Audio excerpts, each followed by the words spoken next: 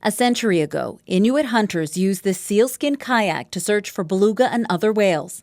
Embroidered leather gloves like these were worn by Cree people in northern parts of the country. These items and 60 other First Nations, Métis and Inuit artifacts are coming home. On Saturday, Pope Leo gifted them to the Canadian Conference of Catholic Bishops, part of the Church's efforts to reconcile the harms done to Indigenous peoples.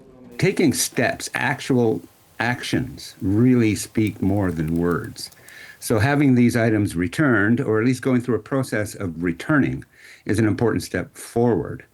The artifacts were among 100,000 objects originally sent to Rome from around the globe in 1925 for a world exhibition. Pope Pius XI had asked Catholic missionaries to send examples of Indigenous life from the regions where they worked. It's not known if these artifacts were given as gifts to the missionaries or simply confiscated. John Moses was part of a Canadian delegation who went to the Vatican last summer to advance repatriation efforts.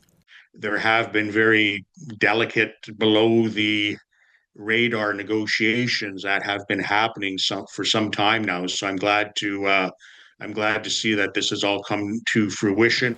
Before he died, Pope Francis had indicated that he wanted to return the items to help Canadian bishops further the Church's reconciliation efforts. He came to Canada, he said, I'm doing penance on behalf of the Church for the dark history that was experienced largely as a result of the Church. The items are now in vaults inside Vatican museums and are expected to arrive in Montreal on December 6th. They'll be transferred to national Indigenous organizations to ensure their return to their original communities. That process could take years to complete.